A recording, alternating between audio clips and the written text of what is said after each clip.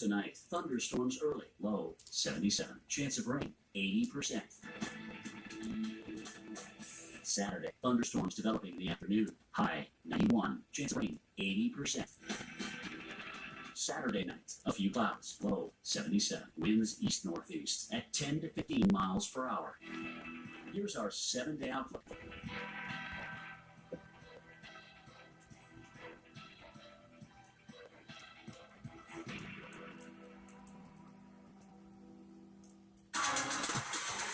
If you live in a surge zone, you must have an evacuation plan.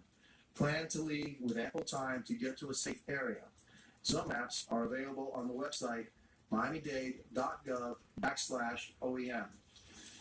We have not issued an evacuation order, but we want everyone to know if they live in a storm surge zone so that if we do issue that order, you can move immediately. Bear in mind, you've got some of the highest tides of the year in some parts of Florida coming this weekend. The king tides. Hard to say exactly how high those tides are going to be and how much the surge is going to be. But I tell you what, if you live in an area prone to surge, you need to follow the advice of your local officials and please evacuate if asked to. If you have been watching us, you know now we have a major hurricane. Dorian is a Category 3, 115-mile-per-hour winds in the center. The central pressure has lowered to 970 millibars. It's still moving at about the same pace and about the same direction as it has been from the north or to the northwest at 10 miles per hour. And so that would take it very, very close to the northern Bahamas the next day and a half. Notice the visible satellite. It's very telling here because the eye getting extremely visible now on this Category 3 hurricane. And the thunderstorms, this high-resolution satellite, you can see the thunderstorms around the eye wall really beginning to build. And just looking right down through the center of that hurricane with the hurricane force winds is sailing about 25 miles out from that center. We expect to see at least L.C.D. Network that's almost a certainty now. Broadcasting this from the What Channel? Florida Peninsula, we think we'll probably see that as well.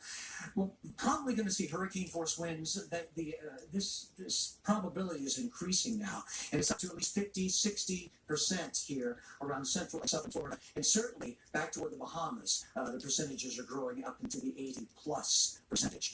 Hurricane watches are in effect as a result here from the northwestern Bahamas down toward Nassau. We'll continue to follow the progress of the storm as it gets closer to it long about Sunday morning with perhaps 130-mile-per-hour winds. Yes, we could go up another category. And then as it exits the Bahamas, we may see 140-mile-per-hour winds out of this. Then as we get into Florida, well, there's still a lot of scenarios in play here. You're going to have to keep a close watch on this one in the coming days to try to find out exactly where this center's going to land.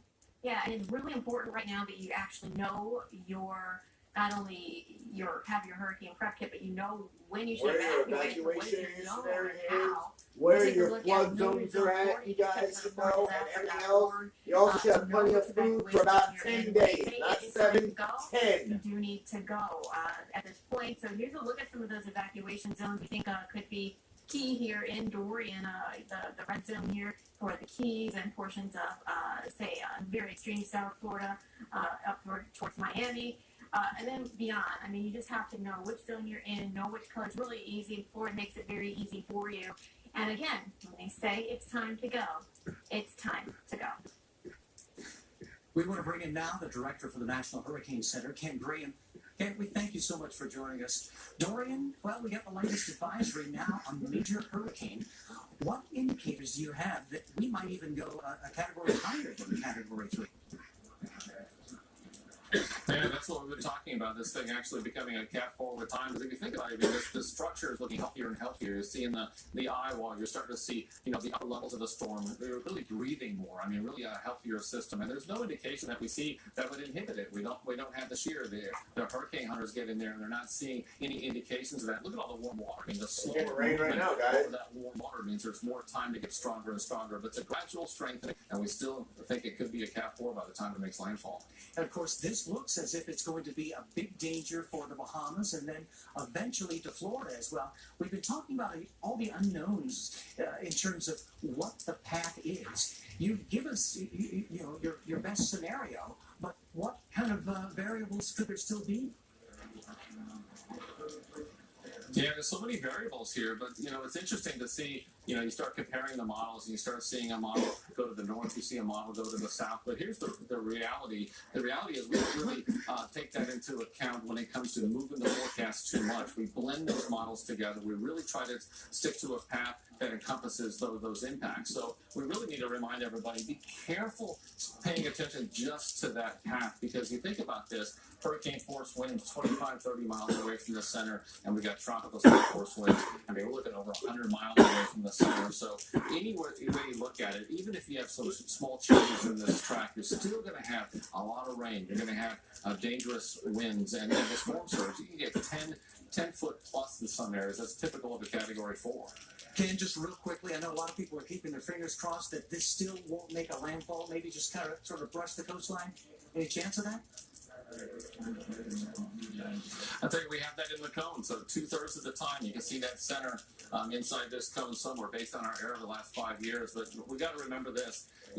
For preparedness purposes, you just gotta really be ready to be prepared, no matter what that means. Ken, thank you so much for taking time out to talk with us. Obviously, we will continue to follow the information coming out of the National Hurricane Center and bring you the latest. Right now, we're looking at a possible landfall in Florida by the time we get into Monday, or perhaps even Tuesday.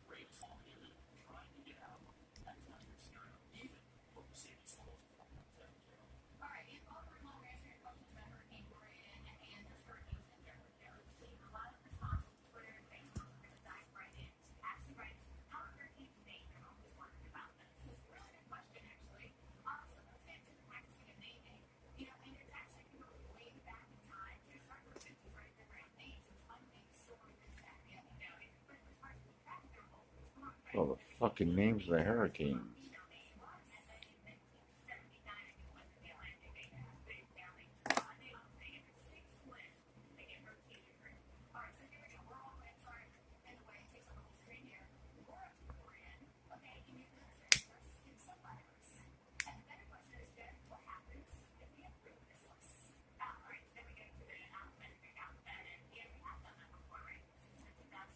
Maybe that's why my sister was an asshole.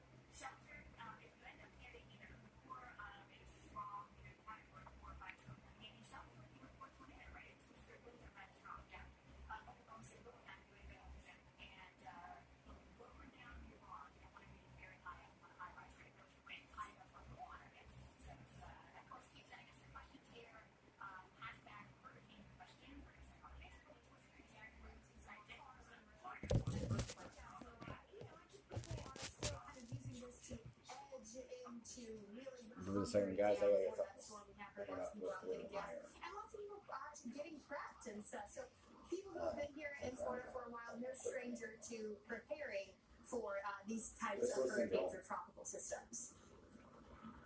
Being in Florida for as long as I have been, you just got used to it. So it's just kind of going through the motions and making sure you're doing the right things to get your house prepared. And you always just would want to be prepared. Better to be over-prepared than under-prepared. And I think that's the main message. We're telling you that the forecast is very fluid. There is still a lot of, exactly what's going to go down the end. Forecast from the National Hurricane Center has a major hurricane approaching the east coast of Florida as we head into Monday on Labor Day. The most likely arrival of tropical storm force winds here in central Florida going to be Sunday into late Monday. So I'd say by Sunday evening here in central Florida, you need to have everything backed down. You need to be where you're going. You need to have all your preparations done.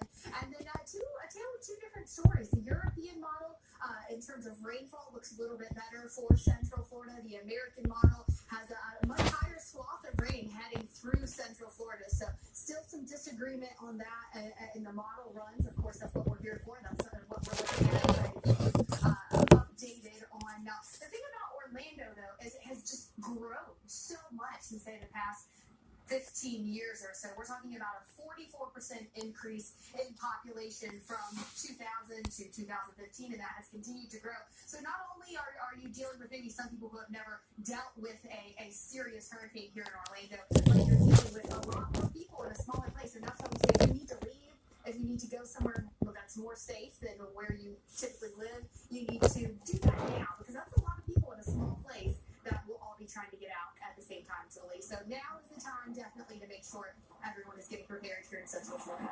Yeah, Felicia, not to mention it's a holiday weekend. A lot of people probably heading to the theme parks. Sorry, it's a little blurry, guys. My camera's familiar fucked with up. hurricanes, so pay close attention to us here on the Weather Channel. Know what evacuation zone you are in, and if you're told to evacuate, very important to get out. All right, let's take a look at the other issue here. Felicia touched on flooding, and that could be a big, big problem when it comes to Dorian. We look at all the rainfall we've already picked up in Florida since June 1st. We're at a departure of over 13 inches in Miami, 9, almost 10 inches here in Tampa, Daytona Beach, over half a foot, even in West Palm and a little bit Orlando above average. So the ground is saturated, right? And a lot of rainfall here. And with any tropical system, you're going to get a ton more coming in, let alone a potential Category 4 hurricane that's not moving all that fast. So we'll take a look at the European model, and this would bring more rain actually farther to the north into the Carolinas. So the low country here, all the way up into North Carolina, dealing with perhaps as much as a foot to a foot and a half of rain, or maybe at least a foot coming into some of these areas. And then it looks like the European model keeps those totals maybe around the 5 to 6 inch range more along the east coast of Florida. The GFS model, or the American model, is different. It shows that foot to 2 feet in portions of central Florida, and then also in pockets of the Carolinas, and it brings it a lot farther inland, unfortunately, much like what we saw during Hurricane Matthew. So that led to, as you know, catastrophic flooding across the Carolinas, Nick. Well, the Bahamas are next in line, we think, to get this kind of flooding possibility, as well as the wind, as well as the surge, too. There it's Nassau, a live look, and it's just beautiful, isn't it? Blue sky with some puffy clouds and that water. What? It's just gorgeous. Well, Dorian's about 500 miles out from the island right now, but people there need to be prepared. We could see a storm surge in this area, 10 to 15 feet, in addition to the hurricane force winds and the heavy rainfall. You've dealt with hurricanes before, and these are a few of them. A lot of folks here in the Bahamas may remember Floyd from 1999, a Category 3 as it moved across the Bahamas. Jean, a Category 3, after taking some windy turns, eventually making its way through the Bahamas. And then Matthew, that was just in 2016. You're certainly remembering that in Nassau as that moved through the area and moved up and skirted the coast of Florida, eventually making its way farther toward the north, toward the Carolinas.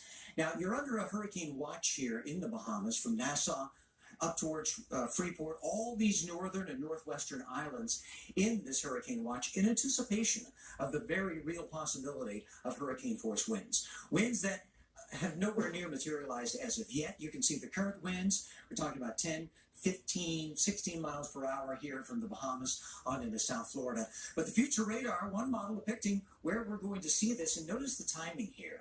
As we head into Saturday evening, it's still well away from the Bahamas, but getting closer, and we're going to begin to feel probably the impact of the waves, the higher water. Sunday night and overnight Sunday, I should say Sunday afternoon, we very well could see a direct impact here around the Bahamas with all of those elements, including the heavy rainfall.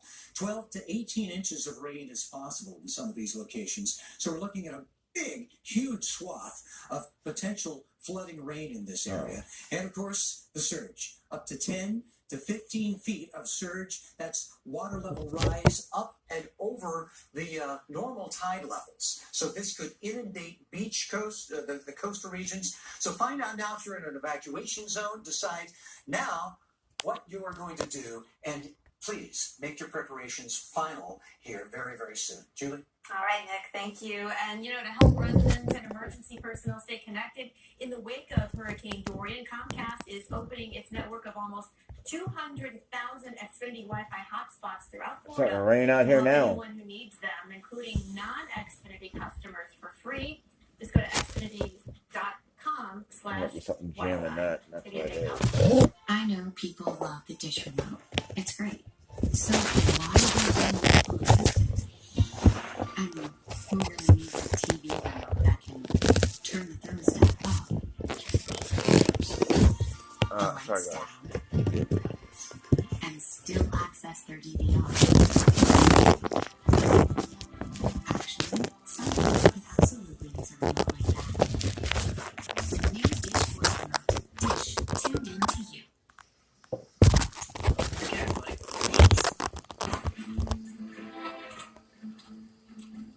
Let the commercials run through it. To sunshade the cup phone to secure your phone.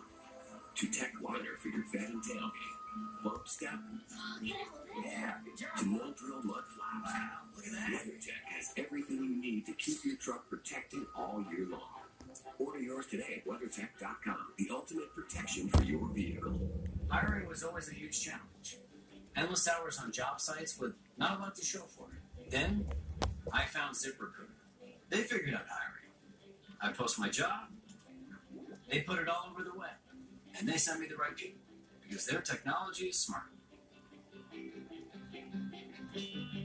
ZipRecruiter often sends me the right person in 24 hours. ZipRecruiter. Kick.